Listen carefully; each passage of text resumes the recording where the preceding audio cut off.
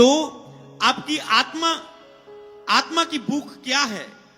Okay, मैं आपको बीच बीच revelation भी बताता हूं। हमेशा देखें कि आपकी आत्मा की भूख क्या है और वही बाइबल में पढ़ना शुरू करें, वैसे प्रीच सुनना शुरू करें।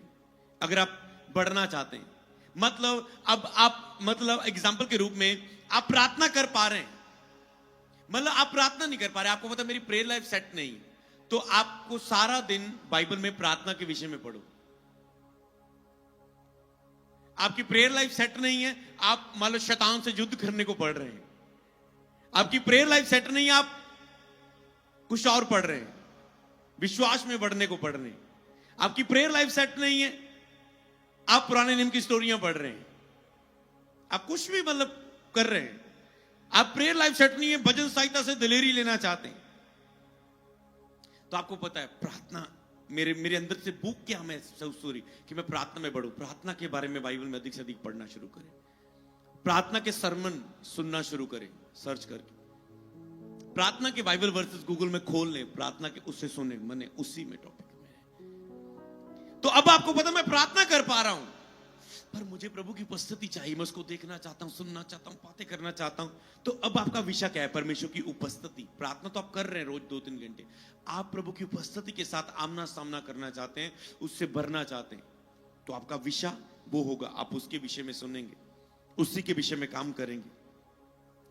अब आपको पता है सब कुछ ठीक चल रहा है, मुझे विश्वास चाहिए। इन दिनों में मेरा कोई टेस्ट है, मेरा कोई विषय, मुझे हीलिंग चाहिए।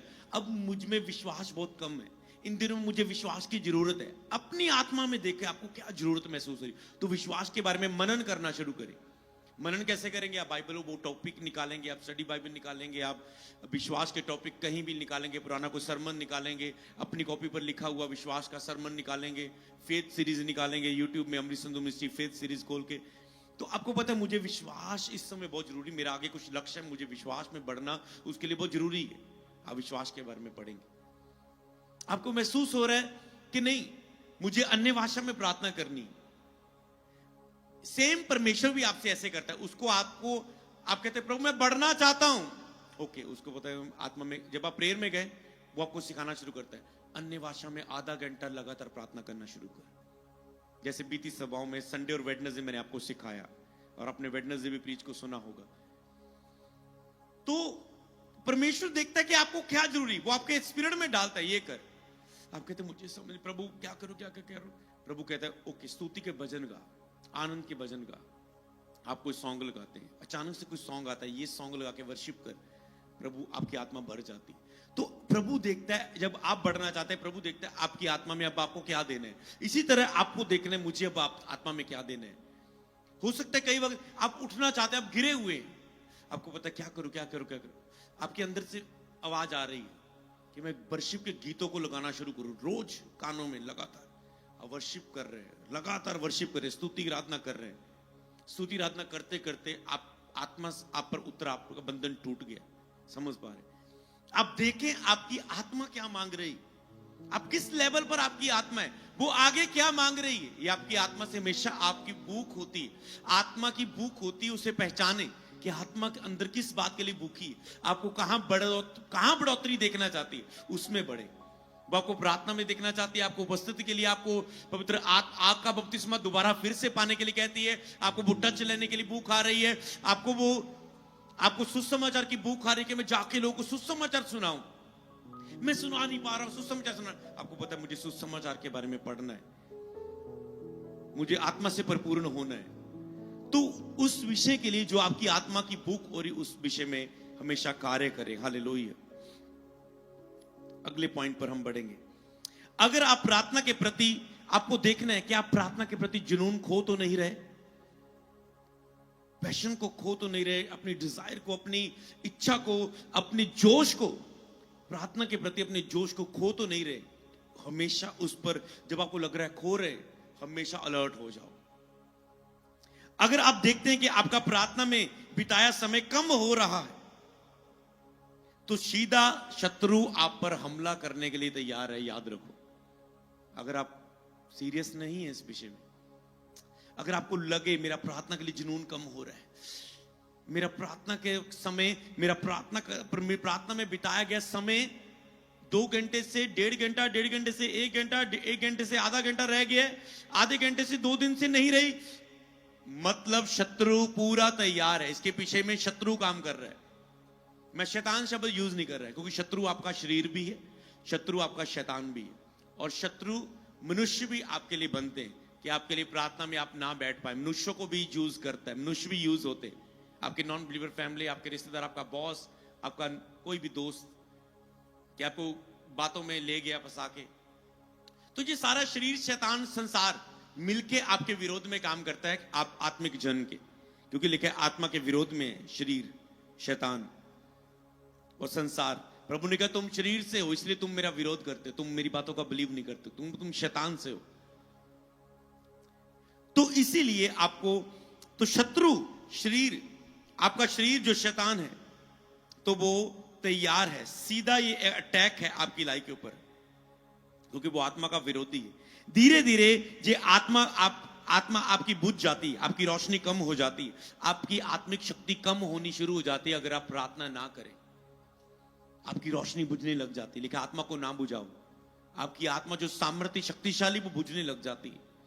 आपकी रोशनी कम होने लग जाती है कि तुम जगत की ज्योति हो, तुम चमको, तुम्हारी रोशनी कम होने लग जाती है। तुम्हारी, लेकिन आत्मा में बलवान होते जाओ, तुम्हारी शक्ति, आत्मिक जो एनर्जी होती, स्पिरिचुअल एनर्जी, जैसे शरीर में काम करने के लिए लोग ताकत की गोली खाते हैं, ताकत की मेडिसिन लेते हैं, नेचुरल डाइट खाते हैं, फ्रूट्स खाते हैं, कुछ भी कि मुझे ताकत चाहिए, ओके मैंने जूस पी लिया, मैंने चाय पी ली, मुझे एनर्जी आ गई, शारीरिक एनर्जी। तो ऐसे हालातों के लिए लड़ने के लिए कि आप सीरियस है अपनी आत्मिक एनर्जी के लिए, आपको स्पिरिचुअल एनर्जी आती, आत्मिक ताकत आती,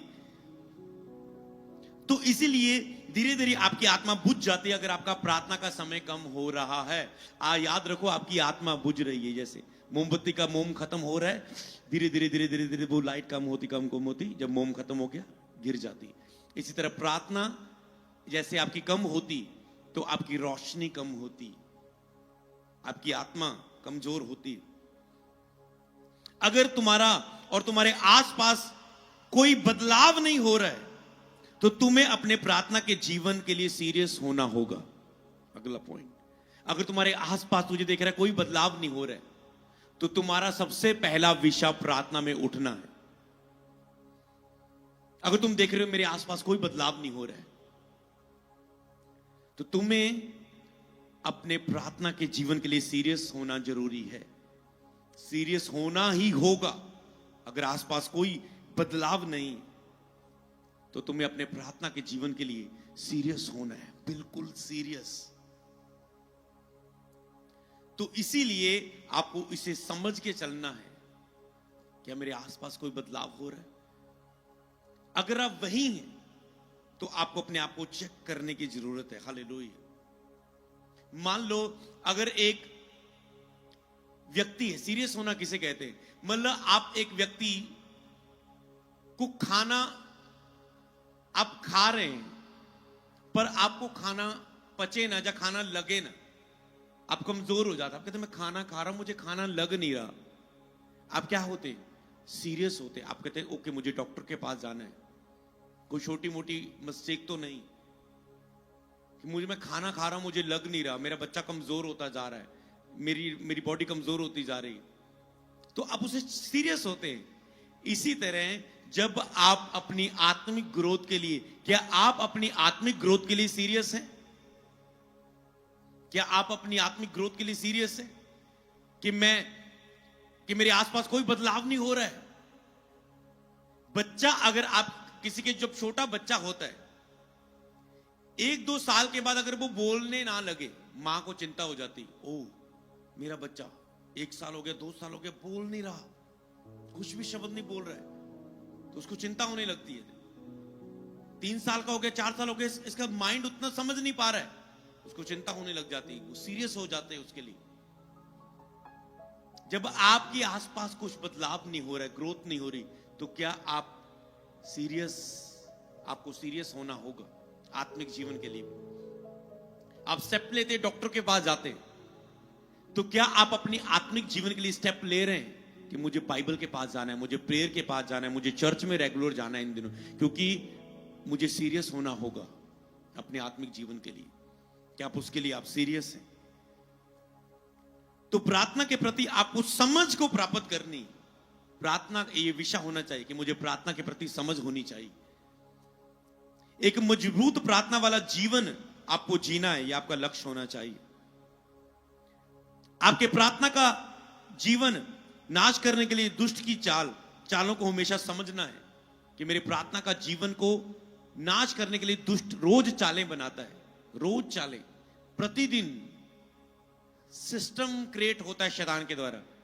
जो ऑफिस से आएगा, पत्नी इसको ये बोलेगी, घर में पत्नी को बच्चे के द्वारा गुस्सा चढ़ जाएगा, बच्चे पर लड़ाई झगड़ा करेगी, सास इसको कुछ बोल देगी, पत्नी को गुस्सा आएगा, ओके पत्नी गुस्से पर आएगी, हस्बैंड घर आएगा तो उससे भी लड़ेगी, ओके इसका प्रार्थना जीवन फिनिश। हस्बैंड ही प्रार्थना कर रहा है, बाकी घर में कोई प्रार्थना नहीं कर रहा है, अगर इसका भी प्रार्थना जीवन व्यस्त फिनिश हो गया तो मैं इस घर में चुराने के लिए आ सकता हूं। कभी भी पूरा परिवार प्रार्थना को खत्म ना करे, ये हमेशा याद रखे। अगला पॉइंट, घर में सिस्टर प्रार्थना कर रही है, ठीक है, बचे हुए आप।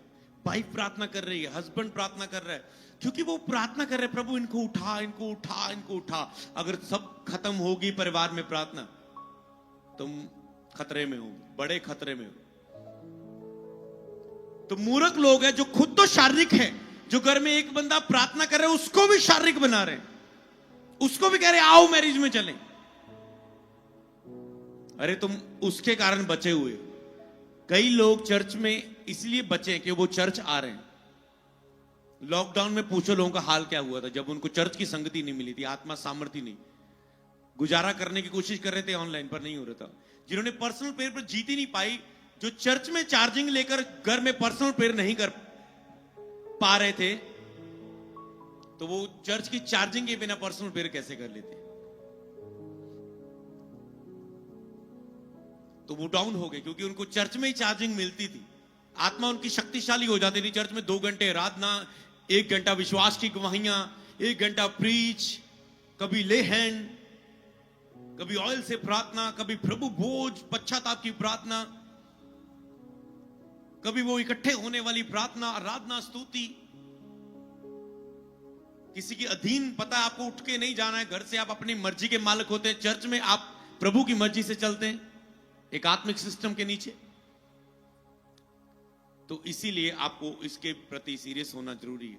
प्रार्थना करने की भूख खो देना, दुष्ट की चाल में फंस जाना है।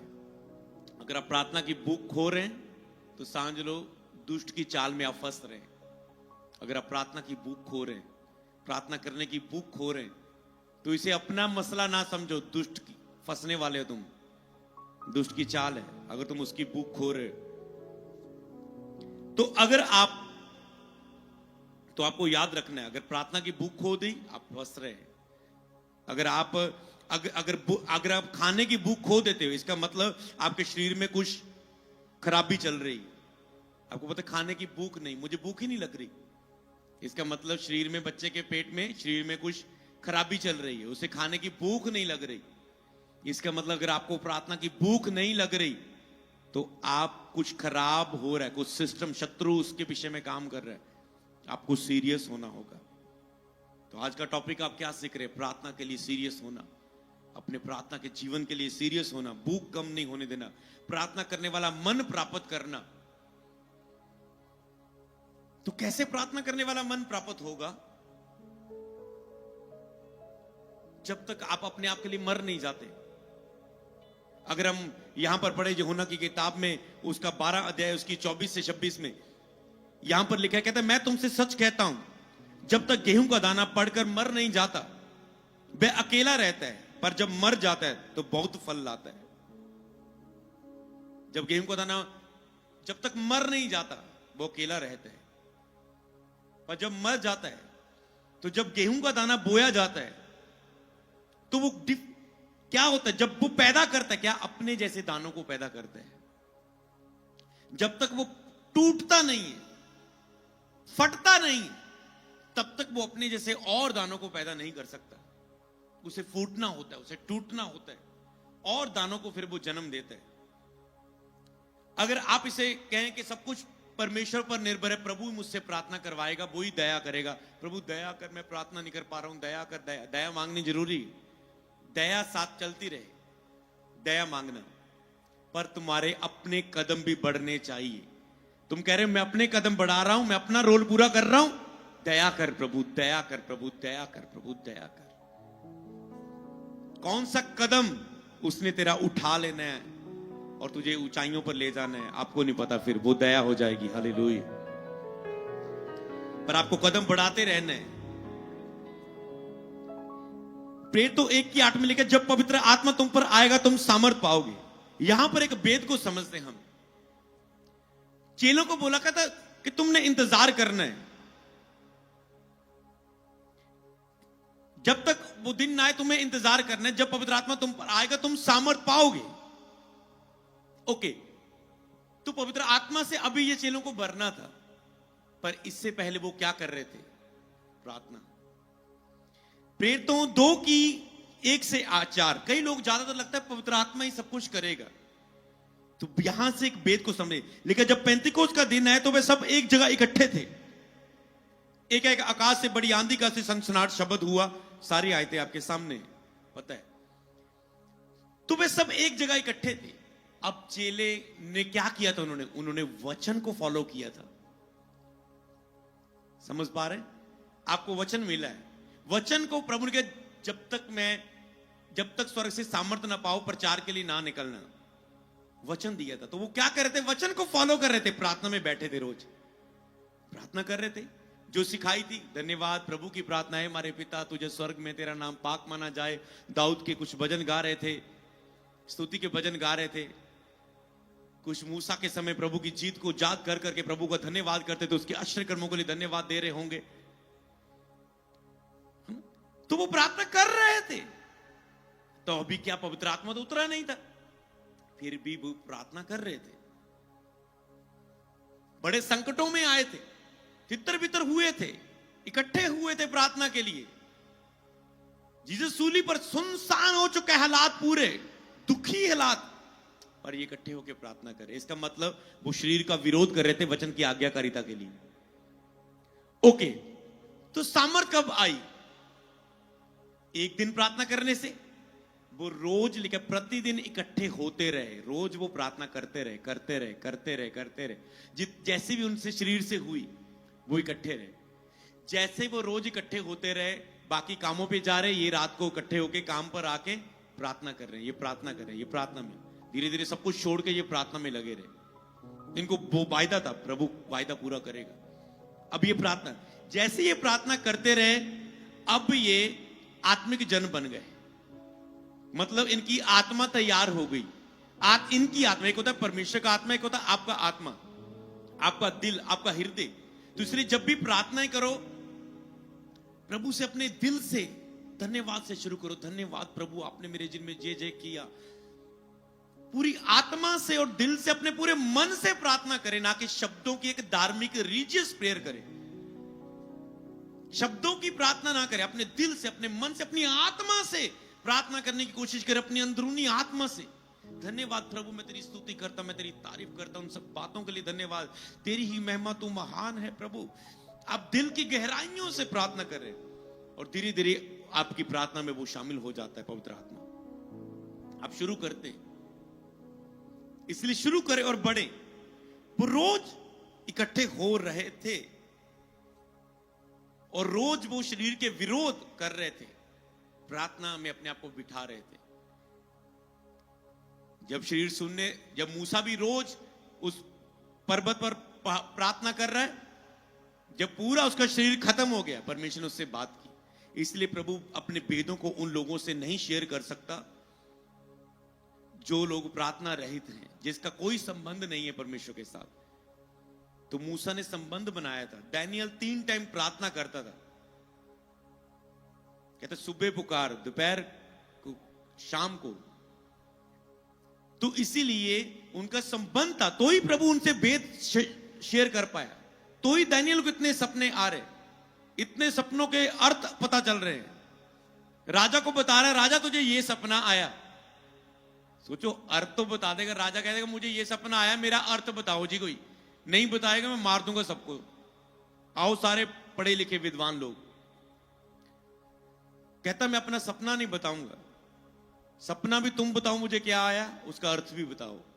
तो डैनियल देखो, राजा का सपना भी बता दे। राजा तो ये सपना आया, उसका अर्थ ये है, ये होगा। कितनी आइज खुली थी कि क्या कारण था? 3 टाइम प्रार्थना। तो यही है आत्मिक आंखें खुली रहने का रहस्य, कि आप तैयार हैं। सबको जय मसीह की। मैं जतिन बब्बर और आप देख रहे हैं मसीह परिवार चैनल। जैसे कि आप सब जानते हैं कि मैं इस चैनल पे प्रभु के अलग अलग दासों की वीडियोस डालता हूं। तो अगर आपको हमारा चैनल अच्छा लगता है तो आप इस चैनल को ज़्यादा से ज़्यादा सब्सक्राइब जरूर करें, ताकि आप प्रभु के वचन को सुन सके। वीडियोस को ज़्यादा से ज़्यादा शेयर करें, ताकि जिन लोगों तक वचन नहीं पहुंचा उन तक भी वचन पहुंच सके। सबको जय मसीह की। एक बार मैं आपसे दोबारा कहूँगा कि इस चैनल को सब्सक्राइब जरूर करें और वीडियोस को ज़्यादा से ज़्यादा शेयर करें। जय मसीह की।